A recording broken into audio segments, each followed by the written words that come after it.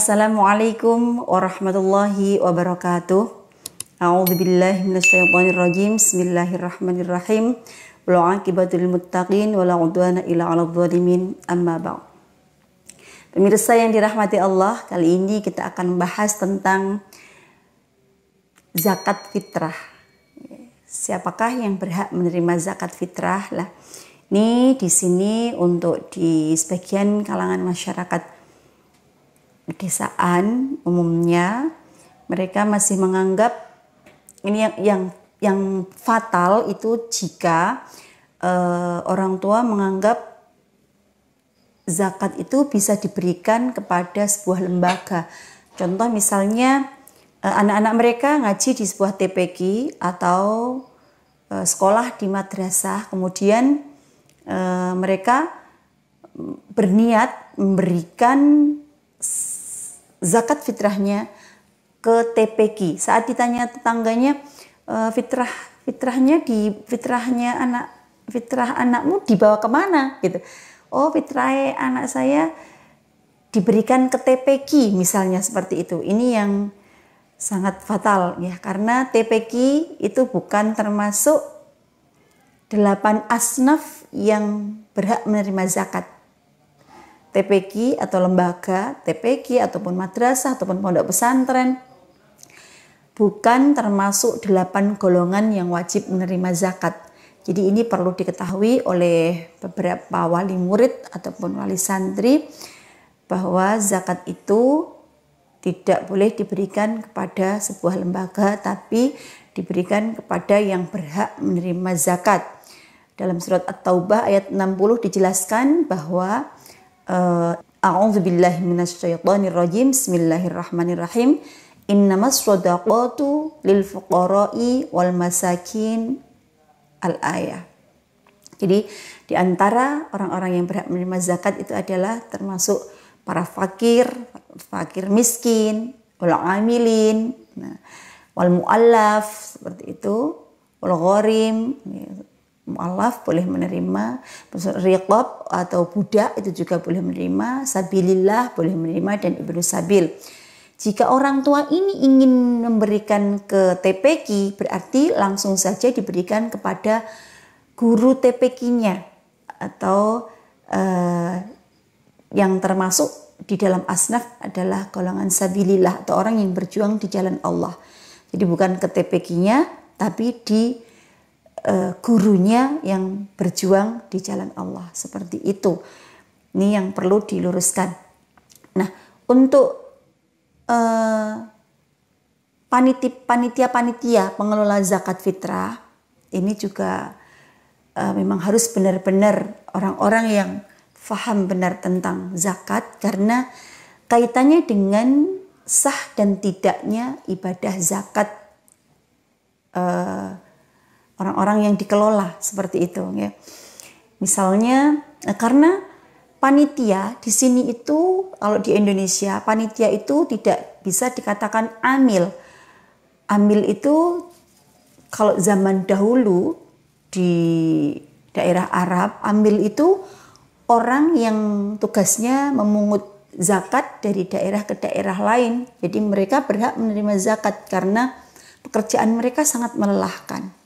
Tapi untuk saat ini panitia zakat yang mengelola di negara kita itu belum bisa dikatakan amil jika tidak mendapatkan perintah ataupun SK, tugas dari pemerintah.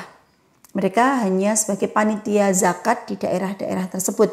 Nah, sedangkan panitia zakat itu tidak termasuk mustahik zakat, tidak termasuk orang yang berhak menerima zakat. Jadi ini harus hati-hati. Siapapun yang menjadi panitia zakat berarti dia punya tanggung jawab penuh untuk memberikan zakatnya orang-orang yang telah dikumpulkan dan disalurkan kepada orang-orang yang berhak menerima zakat. Nih ya. Jadi jangan sampai ini disalahgunakan karena mengakibatkan zakatnya orang-orang yang kita kelola menjadi tidak sah, dan itu sangat berbahaya sekali. Dan kapan zakat fitrah itu dilaksanakan? Apakah boleh takjil, boleh. Zakat fitrah itu boleh takjil mulai Ramadan. Ya, mulai Ramadan tiba itu sudah boleh takjil zakat. Cuma lebih afdolnya saat menjelang hari raya Idul Fitri, ya, malam hari raya Idul Fitri atau sebelum dilaksanakan sholat Id. Nah, syarat ini ada syaratnya, ya. Takjil zakat itu juga ada syaratnya. Syaratnya takjil zakat itu antara muzaki, orang yang memberikan zakat, dengan orang yang diberi zakat itu harus konsisten, harus tetap kedudukannya. Nah, contohnya seperti ini, misalnya Siti zakat kepada Sumi. Nah, posisi Siti memberikan zakat kepada Sumi, takjil ini tadi, Siti memiliki kemampuan untuk mengeluarkan zakat. Nah, Sumi yang diberikan zakat ini adalah orang yang benar-benar berhak menerima zakat, misalnya orang fakir ataupun orang miskin.